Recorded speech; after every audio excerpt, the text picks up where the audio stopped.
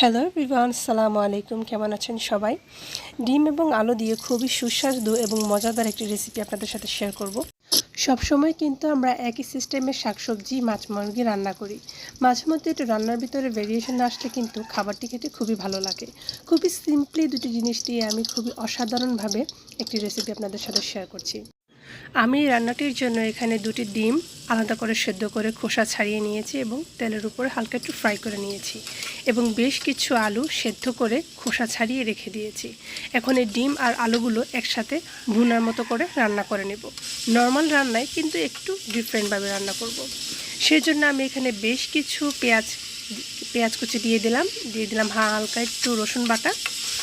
পেঁয়াজ এবং রসুন তেলের মধ্যে ভালোভাবে ফ্রাই করে নেব এবং দিয়ে দিব গুঁড়া মশলা, হলুদের গুঁড়া, মরিচের গুঁড়া, জিরা এবং ধনিয়ার গুঁড়া।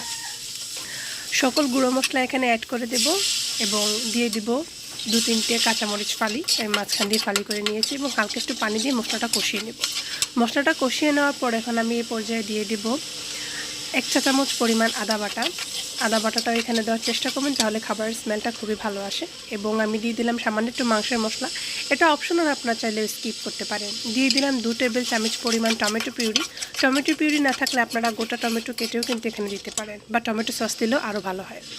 দিয়ে দিলাম এখানে বাদাম বাটা। আমি বাদাম আলাদা করে ভেজে খোসা ছাড়িয়ে ব্লেন্ডার করে নিয়েছি, সেই বাদাম বাটা এখানে আমি দিয়ে দিলাম এবং দিয়ে দেব 1/2 কাপ পরিমাণ লিকুইড দুধ। আপনারা এখানে গরুর দুধ অথবা পাউডার দুধ যে কোনো একটি ইউজ করতে পারেন।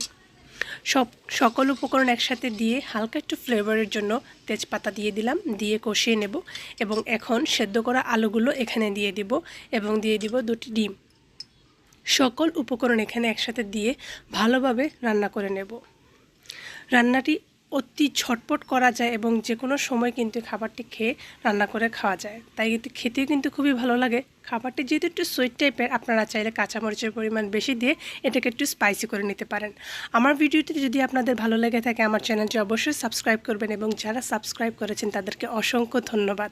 এবং নিত্য নতুন ভিডিও দেখতে হলে অবশ্যই কমেন্টের মাধ্যমে জানাবেন এবং আমার ভিডিওটি আপনাদের কেমন ভালো লেগেছে সেটাও কমেন্টের মাধ্যমে শেয়ার করবেন। ব্যাস, আমাদের রান্না প্রায় কমপ্লিট। এটা হচ্ছে আমার রান্নার ফাইনাল লুক। বাসায় অবশ্যই আপনারা ট্রাই করবেন এবং সবাই ভালো থাকবেন, সুস্থ থাকবেন, আমার চ্যানেলের পাশেই থাকবেন। আসসালামু আলাইকুম।